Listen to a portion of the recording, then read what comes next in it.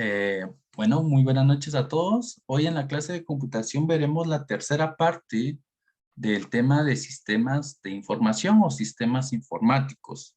En esta parte, pues tenemos los temas de medidas de almacenamiento, el tema de redes y cómo podemos distinguir una netbook de una notebook o laptop, ¿verdad? Como es más conocida.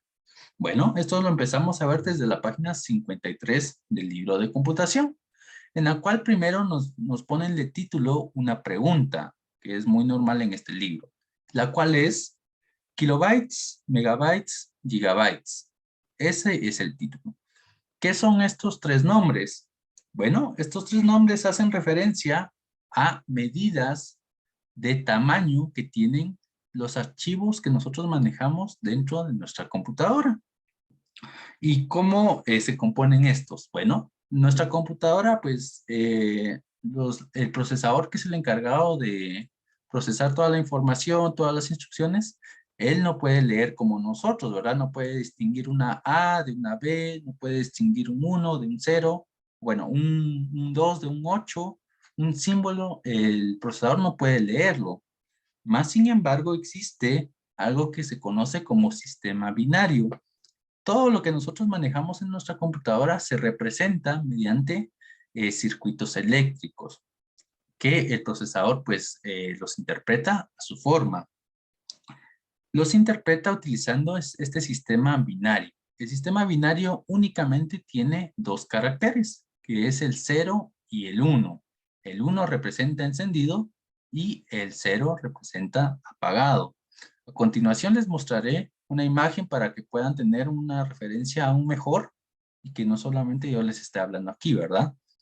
En pantalla estamos viendo lo que se le conoce el sistema binario, con solamente dos caracteres, el 0 y el 1. Ahora, eh, cada carácter, cada símbolo que nosotros escribimos en nuestra computadora está compuesto por 8 bits que juntos representan o forman lo que se conoce como un byte. En la siguiente imagen que yo les voy a mostrar es lo que yo les acabo de decir, de una forma más práctica, ¿verdad? Cualquier carácter, ya sea la A, ya sea el 3, ya sea el símbolo de pregunta, ya sea un punto, está representado por 8 bits, que viene siendo un solo byte.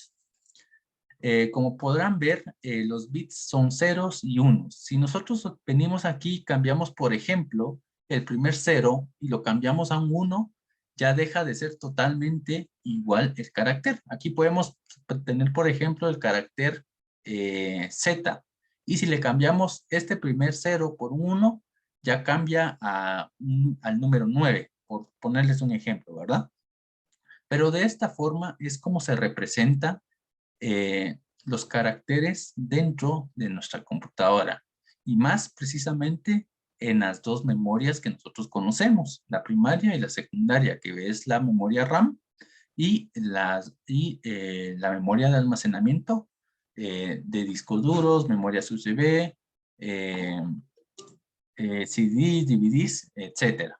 Entonces, cuando nosotros venimos y escribimos, ya sea en Word, ¿verdad? Una carta o escribimos algún nombre, cada carácter que nosotros escribimos es un byte. Pero recordemos que además de escribir, pues tiene un fondo, tiene un espaciado de caracteres, tiene un interlineado. Todo esto va sumando poco a poco. Y pues cuando nosotros damos guardar o queremos mover ese archivo a nuestra memoria, o a cualquier otro almacenamiento o tipo de almacenamiento, este tiene un peso. Y esto es lo que nosotros vemos normalmente, que es el megabyte, el kilobyte y el gigabyte.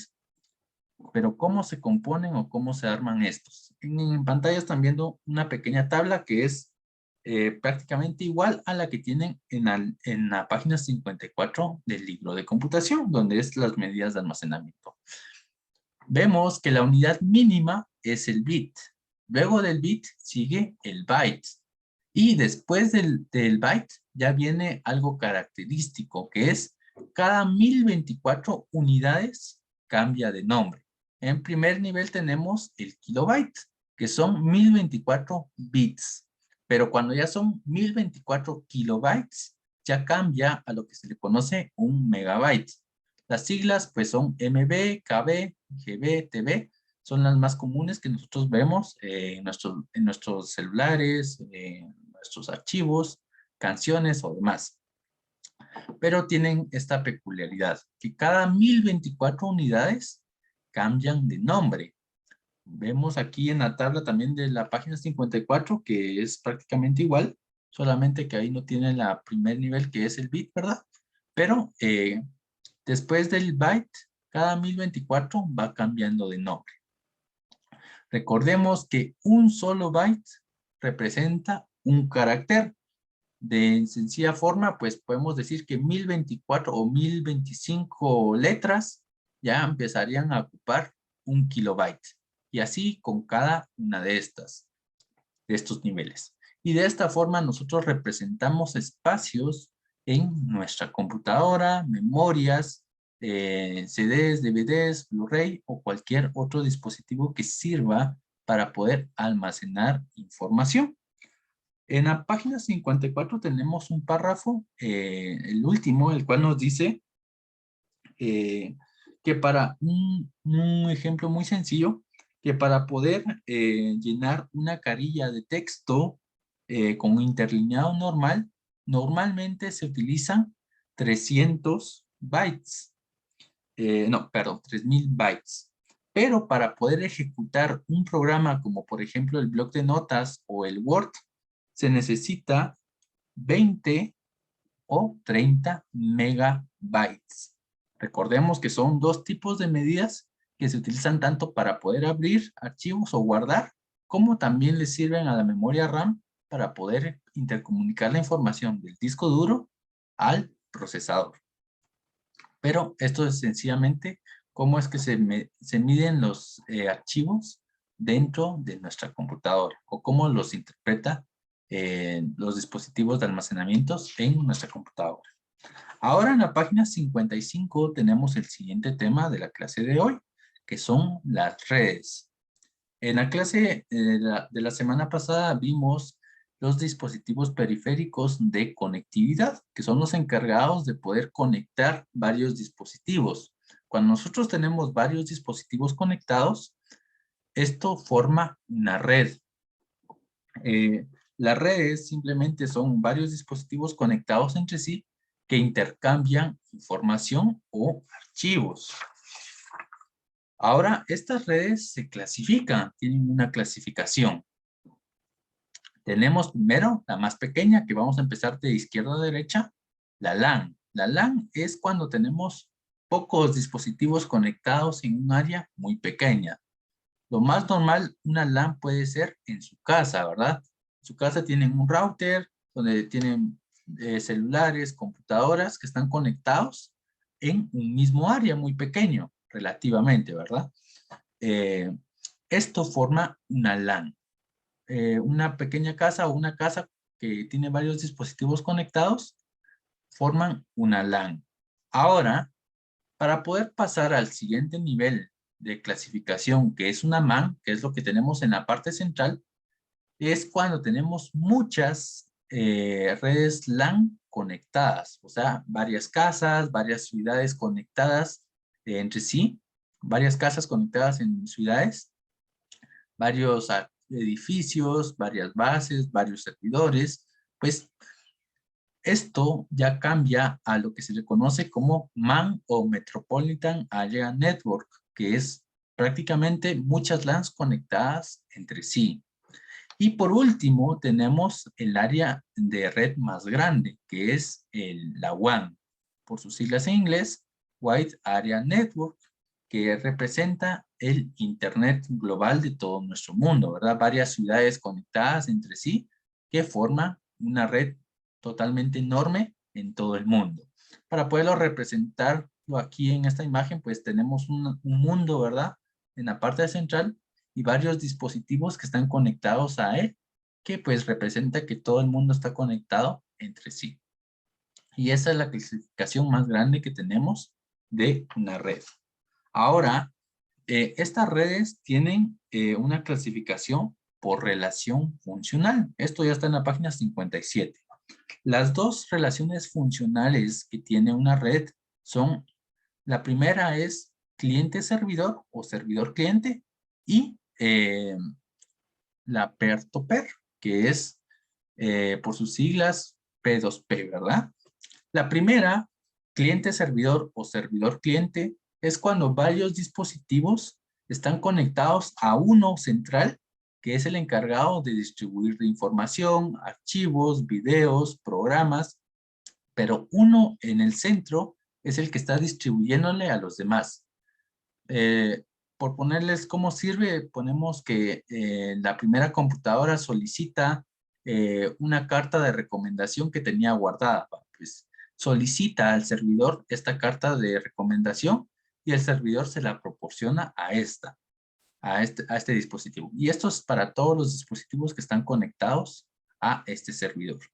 Y la segunda relación funcional es la peer-to-peer, por sus siglas P2P, que es cuando ya no hay algo en el centro, sino que todas las computadoras o todos los dispositivos están conectados entre sí. Esto, el ejemplo que pueden ver más fácil o que creo que algunos de ustedes hayan usado es el programa Ares, ¿verdad? Y este ya viene de hace años que ya se usaba para descargar música. Este programa utilizaba la red P2P. Y pues todas las computadoras tenían conectados todas las canciones y yo podía descargar una canción de una computadora que estaba en China o Rusia o Argentina, cualquiera, pero también estas podían acceder a mi computadora para poder obtener canciones de esta computadora. Significa que la P2P es un poco más insegura, ¿verdad? Porque todas las computadoras están conectadas entre sí. Yo no puedo saber quién está entrando a mi computadora para tomar archivos o para poner archivos. Es un poco más inseguro. Y bueno, las redes también se dividen por ámbito de aplicación, o sea, en dónde se utilizan. Por ejemplo, en una universidad, esta pues tiende a tener una red propia que está ajena de Internet. Una red propia donde pueden llegar a la biblioteca virtual, ver sus notas, mandar tareas desde la propia red de esta universidad. Y es el siguiente ejemplo, que es la intranet. La intranet es cuando tenemos una red de varios dispositivos conectados que solamente sirven en un área determinado. Por ejemplo, los bancos tienen una propia intranet, ya que pues esto les permite la seguridad de llevar las cuentas bien y que alguien no nos infiltre. Y también, por ejemplo, las universidades pues cuentan con una intranet personal que solamente les sirve dentro de la facultad o dentro de las diversas sucursales o bueno, diversas universidades que tienen alrededor de diferentes departamentos o países.